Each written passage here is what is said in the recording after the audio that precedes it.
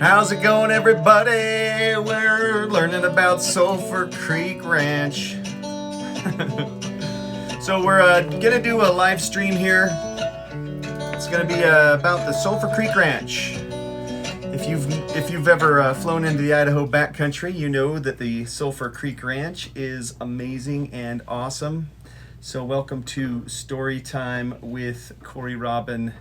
That is I, your host for this story time. So once again, we are reading, this video. I'm just doing this for a friend. This is not a sponsored video or anything, but this is my buddy C.C. Pocock's book. It's called Bush and Mountain Flying. And so if you follow my channel, you know that I'm heavily into backcountry flying.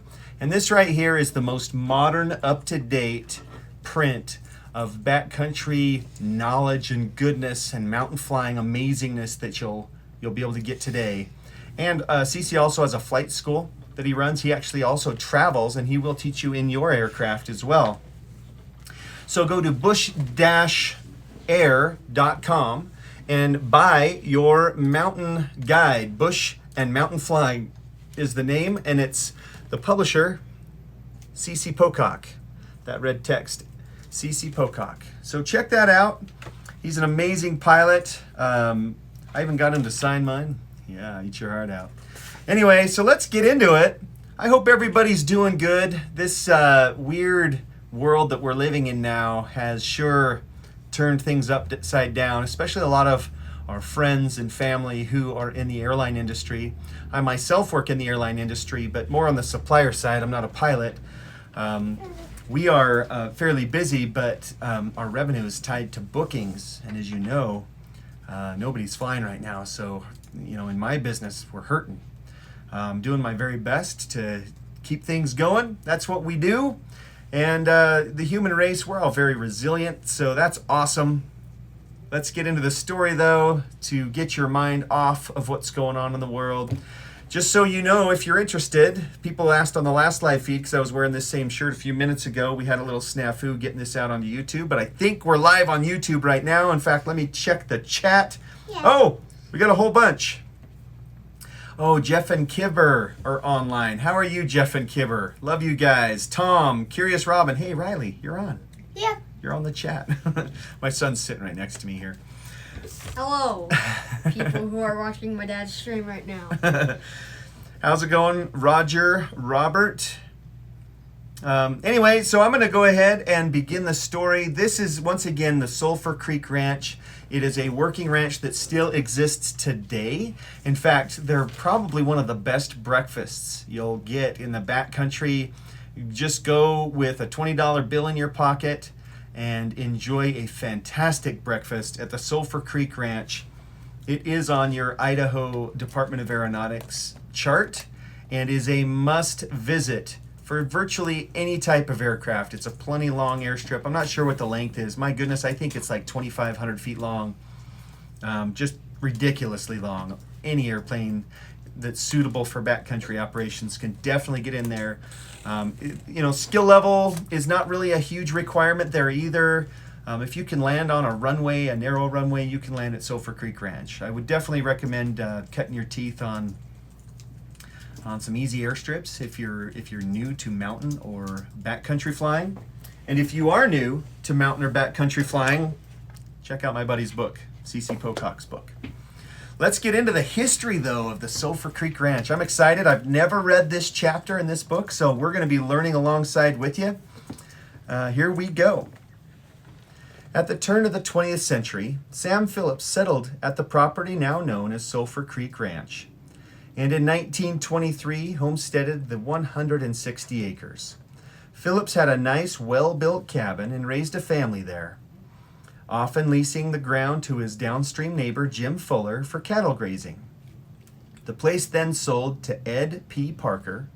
Parker and his son hunted, trapped, and sold moonshine during the 1930s from the remote location.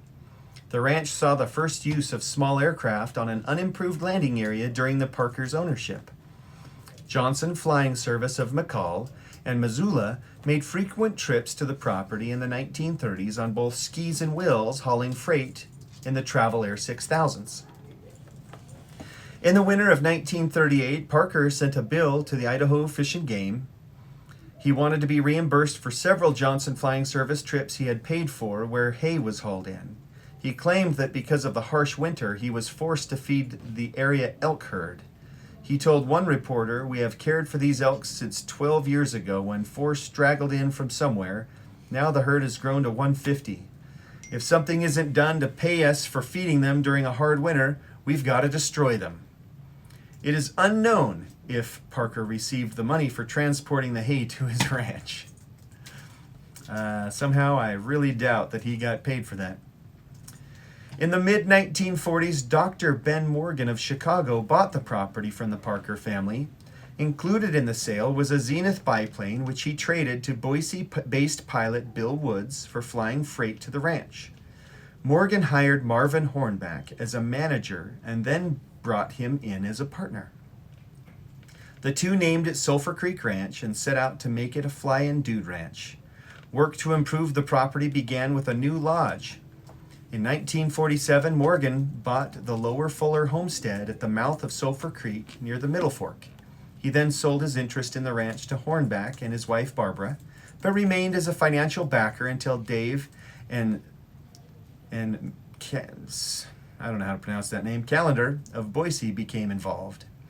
The Hornbacks continued with the goal of making it a first-class dude ranch. They added a barn and several smaller cabins for guests and a Pelton wheel generator for power. Oh, that's cool. The husband and wife team worked extremely hard to make a go of the ranch, in addition to raising a family of 2 girls, Patricia and Jackie. Aircraft were a crucial element to the success and operation of the Sulphur Creek Ranch. At the time the Hornbacks purchased the place, they were flying a Piper Cub, which they used frequently to fly back and forth from Boise. They had both learned to fly with Bill Woods. Barbara later earned a commercial rating in 1954 and was an active member in the Idaho chapter of the 99s, serving as the Idaho chapter president in 1954, 55, and 56. During her time in the backcountry, she flew regularly from the various ranches to Boise. Barbara was also very influential on getting other women in the backcountry to become pilots and join the 99s. Wanting to build a formal runway that would accommodate a wide variety of larger aircraft, Hornback bought a Cell-Track, a Clee-Track. I don't know anything about bulldozers. A track bulldozer, that's what he bought, and walked it in from Bear Valley. After a long trip and the ranch in sight, he unfortunately rolled it over. That sucks. With a few repairs, he had it up and running and built the present 3,300-foot airstrip. Oh my gosh, Sulphur Creek Ranch is 3,300 feet long. You can get anything in there. Bring your Mooney, bring your Bonanza, bring whatever you got. Come on down. I've actually landed there, and it is as groomed can get. It's a really nice airstrip. By 1951, Sulphur Creek was on the map as a destination fly-in dude ranch. The Hornbacks hosted many flying clubs and fly-ins from all over the country. The couple also advertised frequently in California, particularly at the annual sportsman show held at the Cow Palace near San Francisco, which brought in well-known clientele. Some of the guests included Fred McMurray, Rod Cameron, the Crosby family, Warren Nilsson of the Club Calneva, Johnny Escuga of the Nugget Casino, and Howard Hughes. Wow, Howard Hughes visited the Sulphur Creek Ranch? Holy cow! Also attracting clientele was the fact that the ranch was featured in several national magazines. The article, "Wanna Go to Heaven?", which appeared in the July 1948 copy of the Air Traveler, promoted the ranch extensively to the flying public. The title alone was good enough review of the operation, not to mention that it earned a place on the cover and several-page spread that raved about the place. In 1957, the Hornbacks expanded their operation and bought what is now Pistol Creek Ranch. They eventually sold the Sulphur Creek property in 1960 to Robert Dees of Nevada and moved permanently to Pistol Creek. Gene Barton and Les McGray of Minnesota, who owned a construction business, acquired the property from Dees. For the next 17 years, Eggs and Catherine Beckley managed the ranch and ran an outfitting business. Beckley was a good friend and employee of the Hornbacks. He had been involved with the ranch starting in the early 1950s and was also a pilot. Tom Allegriza of Boise, along with Bill George and George Truppy, purchased the property in 1977. Now don't mistake those names. Bill George is his last name, and then George Truppy, the first name George. How that's written there is maybe a little confusing. It confused me, which is pretty easy to do. The ranch was then sold to Bruce McCaw of Seattle, Washington. The popular backcountry location still serves as a guest ranch and destination for pilots. Bill Woods of the Floating Feather Airport near Boise had a reputation of making more crash landings than any other pilot in the backcountry. Well, heck, that's a paragraph opener. Poor Bill Woods. In March 1955, one of his better-known crashes occurred when he lost an engine in a Travel Air 6000 after clearing Sulphur Creek summit. At the time, he was powering the engine back for a gentle descent into the Flying Bee Ranch. The motor seized, and Woods was forced to put the ship down on the ice-covered middle fork. He said the plane fared the accident amazingly well. There's a typo in this book. Safe on the ground, and he somehow was able to contact Billy Oberbillig on the radio, and she placed a call to Johnson Flying Service in McCall to rescue him. Meantime, Woods gathered his two wire-haired terriers, tongue twisters. Meantime, Woods gathered his two wire-haired terriers and emergency rations and started to walk downriver towards the Indian Creek airstrip, bucking through a consistent 3 feet of snow without snowshoes. I got lost. Blah, blah, blah, blah. Without snowshoes and having to ford the river once he traveled, the traveling was difficult and slow. At times, the snow was too deep for his dogs, and he developed a rhythm of tossing one then the other in front of him to keep moving. Poor dogs. Luckily, the weather permitted, and several aircraft combed the area and spotted him. The next afternoon, more planes circled the area between snowstorms. Warren Brown of McCall, along with passenger Wayne Webb, dropped a package from Brown's Super Cub containing socks, boots, a radio, food, and snowshoes. Sorry. I forgot. It's my son Riley over here. Say hi, Riley. You might as well. Hello. He's making noises over there. Playing my games. I'm like, shush, man. Shush. How you doing? Good. You having fun? Yeah. Okay. All right, let me finish this story, and then we'll game. Okay. All right, I'm going to game with Riley. So anyway, they found him. The next afternoon, more planes circled the area between snowstorms. Warren Brown of McCall, along with passenger Wayne Webb, dropped a package from Brown's Super Cub containing socks, boots, a radio, food, and snowshoes. I know I read that before, but I'm reading it again. Following a much-needed lunch, Woods strapped on snowshoes and continued downstream. A few minutes later, Johnson pilot Jim Larkin met Woods on the trail as he had landed a ski-equipped plane at Indian Creek. On the second day of hiking with Larkin, the two were met by Brown and Webb, and they all hiked back to the airstrip with a quick stop at Pistol Creek, where friends Egg Beckley had prepared them a warm meal. After the incident, many people wanted to know why Woods had not stayed with the airplane. In response, Woods noted, "I was not injured in any way whatsoever. I was not lost. And I had to get to Indian Creek before I could get out. No one could have picked me up where the ship was located. I knew the country, and I'm a firm believer in the principle that a man that will not try to help himself doesn't deserve help anyhow. Actually, this canyon is narrow, twisting, full of trees, 150 feet high, and there are darn few places where anything could be dropped from a plane to a man in 3 feet of snow, and that man would never stand much chance either finding it or getting to it." While he was able to get out rather painlessly, considering the situation, Woods knew it was not going to be easy to move his travel air. He had very little time as spring runoff was nearing, so he had the idea of floating the plane down to Indian Creek, where he could then work on it.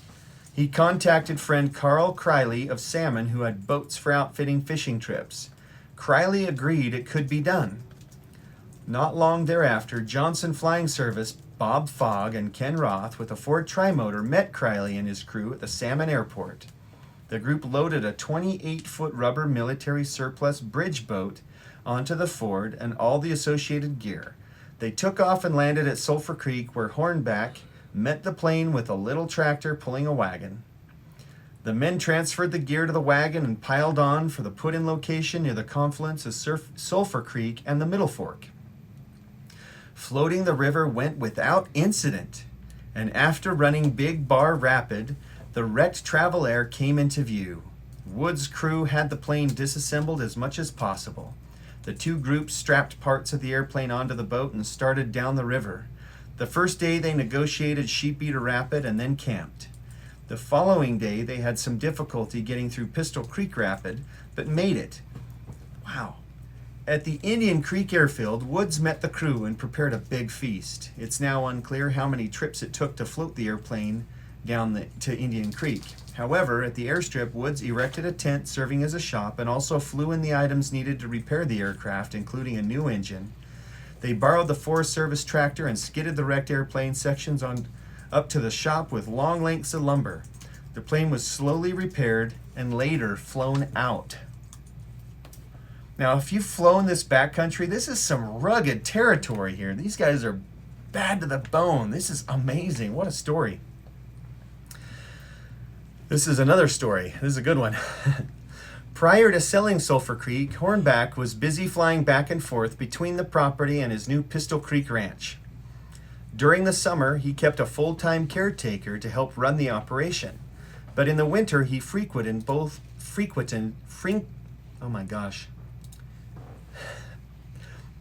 I'm going to start this whole sentence over. During the summer, he kept a full-time caretaker to help run the operation. But in the winter, he frequented both places. Oh, yes, I made it. In December 1959, Hornback and employee Wayne Rowe were working at Pistol Creek when a cold snap settled in. They managed to get through the cold temperatures, but needed a battery charger left at Sulphur Creek to complete a project. At 3 o'clock in the afternoon, it warmed up enough that the two decided to make a quick trip in Hornback's Cessna 175 to retrieve the charger. It was not known at the time, but when they took off from Pistol Creek, wet mud packed into the wheel skirts and froze during the flight, locking all three wheels. Ooh. When the plane touched down at Sulphur Creek, it skidded 40 feet before being thrown off center, at which point the left wing tore off. The 175 then flipped over on its back and fuel began to leak everywhere. Through the accident, Rowe remained conscious, but the impact knocked Hornback out. As Rowe escaped from the wreckage, a small fire ignited. Realizing the danger, he quickly returned to the aircraft and pulled Hornback from the cockpit and carried him about 150 feet from the accident. As they reached safe ground, Hornback came to, just in time to see his airplane explode. In the annual Hornback family Christmas letter, Barbara recounted the rest of the story.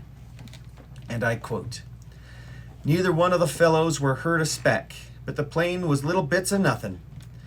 It scared me to death when we flew over and found the plane, but the boys had written okay in the snow, and what a relief to everyone. Sent in a helicopter and brought them on back to Pistol Creek and then on to Boise." Unquote. That's crazy. So yeah, that story of these guys floating this Travel Air down the friggin' river. Bill Woods. That Bill Woods is a bad to the bone dude, man. I would not want to be stuck in that backcountry overnight, let alone hiking with no supplies, regular shoes, regular pants, barely a coat. These are hardened individuals. Very impressive. Well, anyway, that's the story of Sulphur Creek Ranch. I know they have a website, so if you Google Sulphur Creek Ranch, they still have overnight excursions available, a fishing pond for the kids. It's an amazing place to go visit. I would recommend either late summer or mid-springish after the snow is melted and the bugs have kind of gotten under control a little bit.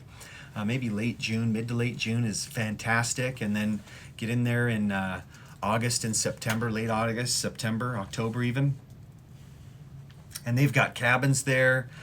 Like I said, you can fly in for breakfast.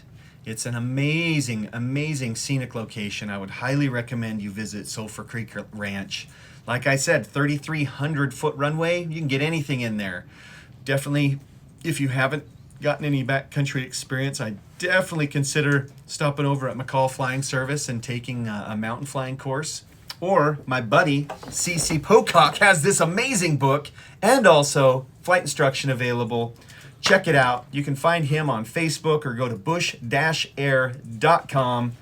It's awesome. I've actually really enjoyed I hadn't read this book, to be honest with you. He gave this to me, oh gosh, it's probably been about 18 months ago now at Oshkosh a year and a half ago. And I have not read it. I just kind of set it on my desk.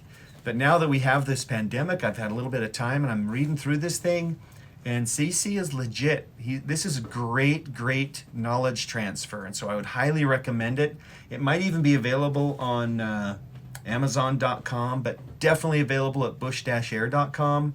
Tell CC I sent you. And hopefully that helps him out and helps you out, because this is good beta, good knowledge. So you guys take care of yourselves. Stay healthy, 6 feet apart. Cough in your elbow, wash your hands for 20 seconds, do the things. Let's get this virus handled and knocked out of the park so we can get back to business. I know we all want to, because right about now I was planning on gearing up for my adventure up in Alaska, and that's indefinitely on hold, and I want to get up there and have fun with my friends. So, love you guys, stay safe. Let's listen to some country music as we play out. Oh yeah. This is the Colin Rich Project. The link on YouTube is down in my description if you want to download this song and many more. Awesome. We'll see you on the next one. Maybe tomorrow, maybe today, I don't know. Whenever I get a wild hair to do another story time with Cory. See ya. What do you think, Riley?